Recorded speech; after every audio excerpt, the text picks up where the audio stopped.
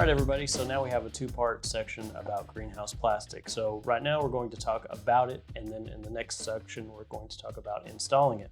And so the thing to really consider is that, Julian, this is not the same type of plastic, even though it's the same thickness. Right, it's 6 mil plastic. You could go to a big box store or a hardware store and buy 6 mil plastic, but it's not going to last. So that stuff will, within a year and a half, it's going to turn into confetti. So a greenhouse plastic, even though it looks like it's one sheet of plastic, it's multiple layers. So some of it has an anti-condensate. There's a UV layer in it that keeps it from degrading. There's also some plastics that are infrared, which helps to allow infrared light to come in but not leave, which helps to create more heat in a hoop house. It is a very specific material. It also has a lifespan of 4 years minimum, and I can tell you that is a minimum. Here in Texas, I've had a greenhouse that has plastic on it that's been well over 9 years, and the plastic is really now starting to degrade to the point that I'm going to have to replace it. Yeah, and my hoop houses, I mean, it was 7, 8 years in the running, and the plastic is still on there, and it's just fine. So, these UV inhibitors that are built in for this very specific application is completely different than hardware type plastic that painters would use or construction crews would use. That's a disposable item that's meant to be used one time. They're not utilizing the type of UV protection that is designed to be out in the middle of the sunlight day in and day out for years on end. And to Julian's point, that 4-year warranty from the manufacturer, they're not going to put a 4-year warranty on there if they think it's just going to be good for 5 years. So the only time that you really need to consider about replacing that thing early is if you're in a heavy smog area or a very dusty area, and this thing is just completely covered up with dust, which is going to limit the amount of available light and usable light into the high tunnel. So a little bit of maintenance here and there, cleaning these things off with soap and water. I don't recommend jamming on there with a power washer, although if you're away from it, that certainly may well help. But keeping these things clean is going to add to that lifespan and not take away from it. So for seasonal use, and we kind of covered this about the lock channel, there's a lot of folks that just use these things for a very short growing season. So they'll have the bones of their hoop house up year round, obviously, but they'll take the plastic on and off only when they're in production. So yeah, manipulating this plastic in and out of the lock channel, it's designed for it. It can last. While if you had the hardware store type of plastic, it's not meant to be manipulated inside of that type of track. So the composition of the plastic that's used in these greenhouse coverings is vastly different. And I think we've beat that dead horse up quite a bit. The thing I like about having Julian here is he talks to people, building these things every day. And one great suggestion you had is about visualizing what they're going to do before they do it in regards to the install. Yeah, so the plastic itself, think about the shape of your hoop house. And if you laid the piece of plastic out flat like this card, it would be a rectangle. Now, if your hoop house is, just say this was 40 foot long, if your hoop house was 100 feet long, it would be considerably longer. And you have to visualize how you're going to take this piece of plastic, lay it out, then drape it over a hoop house, and then pull it down tight to actually cover your hoop house with.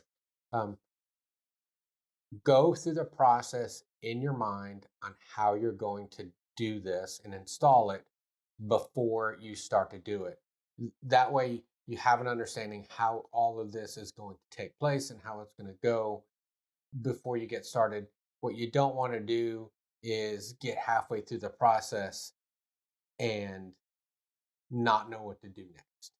Also keep in mind, as the owner of this hoop house, and most likely the person that's in charge of the construction process, you're going to be the one to have to explain right before this starts to the people helping you. So Bob, you're going to be on this corner. Sally, you're going to be on this corner. Jack and Jill, you're going to be on the other corner. And me and whoever is going to go around and put in the lock channel as the rest of you are tightening this thing up.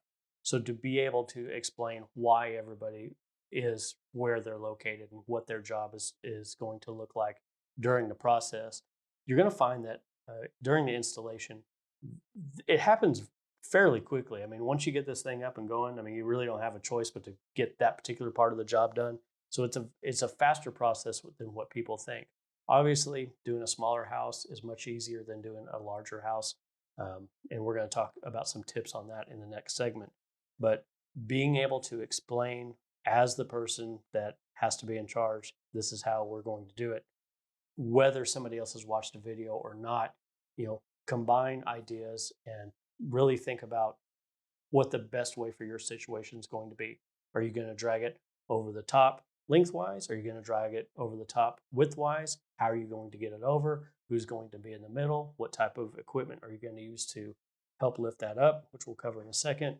But everybody needs to have a job, and it's very easy to get tangled up kind of in the heat of the moment. So I always feel like time kind of speeds up when you're putting this on. It does. Like you roll it out and you start pulling it up, and it's like for some reason everything speeds up. Everything's an emergency at that point. Oh, watch this, watch that. Don't catch it on this. You're trying to yell at the person on the far left corner saying, pull tighter, or you're trying to yell at someone in the middle. Oh, you need to pull. Again, it's the visualization of exactly how you're going to do that process, and then communicate that to the people you're working with to make it smoother. Right. And so the very last thing we'll say is not all plastic is the same. So what we do here at Bootstrap Farmer, by and large, we use the same type of plastic for all of our hoop houses, whether that's DIY or all metal. It's a very general plastic that's highly effective. And so whether you're growing tomatoes or any other vining crop or leafy greens, or if you have a high tunnel that has a mixed crop, for the vast majority, like over 95% or more, are going to be covered under this general plastic, which by and large is covering most greenhouses all across the United States and the world. But where you start seeing segmentations is, I feel like if you're monocropping on a large scale, so if you're doing cannabis, if you're doing hemp, you're going to have a very specific greenhouse covering that was made for that. So you're also going to have things like woven poly. So this is going to come in an 8 mil and an 11 mil that's meant to kind of be used together, that's specifically designed for cannabis and hemp. Past that, you're looking at very specific monocrops in different applications in ornamentals. So if you're doing annual colors or shrubs or trees, all of these require different light requirements, and they may or may not be single season use or even single use that's going to be taken on and off. So these types of operations are highly specialized. More than likely, if you're listening to this, you don't need to worry about that. But I do want you aware, because as you're shopping for greenhouse plastic, they're not all the same. So keep in mind that many vendors are buying from one or two sources globally these types of coverings. And that's a pretty basic generalization for this particular topic. But it may come down to the decision that you have to make is the customer service end, the availability, the cut times, and things like that. So maybe the same piece of plastic, the service you're going to receive from one company to another is a large part of what you're purchasing.